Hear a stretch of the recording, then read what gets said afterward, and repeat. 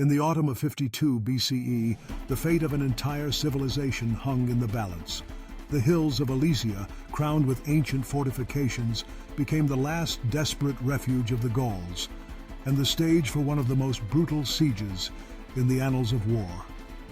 Here, the legendary Julius Caesar confronted Vercingetorix, the bold chieftain who united warring Celtic tribes under a single banner, fighting for the freedom of Gaul.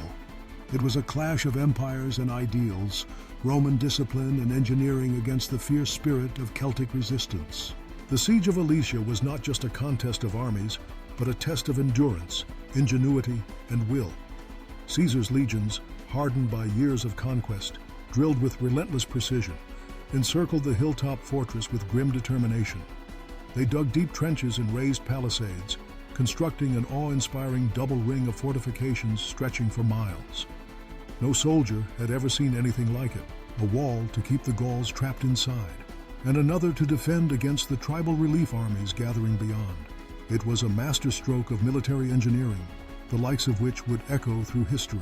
Inside Alesia, Vercingetorix rallied his warriors, men who had tasted victory and defeat, who had watched their villages burn and their families torn apart by Roman ambition. Food dwindled, hope flickered, yet their resolve remained unbroken. Every night the Gauls made daring sorties through the darkness, seeking to break the Roman lines, their war cries echoing across the blood-soaked fields. Roman sentries braced themselves, knowing that to falter was to invite slaughter. Outside the walls, tens of thousands of Celtic warriors converged, summoned by the promise of freedom and the legendary courage of their leader. The relief force thundered against Caesar's outer wall in wave after wave, shields splintering, spears flashing, the air alive with the roar of battle. Roman discipline held firm. Centurions barked orders, cohorts shifted with mechanical precision, and the ground was littered with the fallen. Still, the Gauls pressed on, undaunted by the carnage. As the siege dragged into weeks, desperation gripped Alesia. With no hope of escape and starvation looming, Vercingetorix made a fateful decision. He sent the old, the sick, and the women out of the fortress, pleading for mercy from the Romans. Caesar, unmoved, left them to perish between the walls, an act so ruthless it shocked even his own men. The message was clear: surrender or die. What followed was a crescendo of violence and heroism. The relief army launched its final furious assault, exploiting a weakness in Caesar's lines. For a moment, chaos reigned. The legions buckled, and the fate of Rome itself seemed to hang by a thread.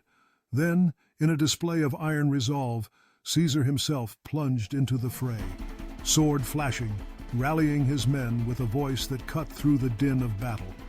The Romans counterattacked, driving back the Gauls in a bloody melee that left the field strewn with corpses. Within the fortress, hunger gnawed and hope died. Vercingetorix, the last hope of Celtic freedom, gathered his remaining warriors for a final council. With no choice left, he donned his finest armor and rode out alone to face Caesar.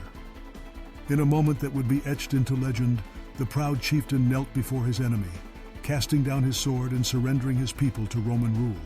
The siege of Alesia was over. Celtic freedom lay shattered, buried beneath the ramparts and the bodies of the slain. Caesar's brutal conquest forged the future of Gaul and marked the dawn of Roman domination. Yet, even as Rome celebrated, the echoes of resistance lingered.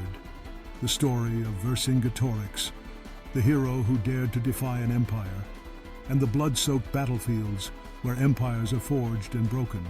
But what became of the warriors who survived? And how did this legendary siege transform the destiny of an entire continent?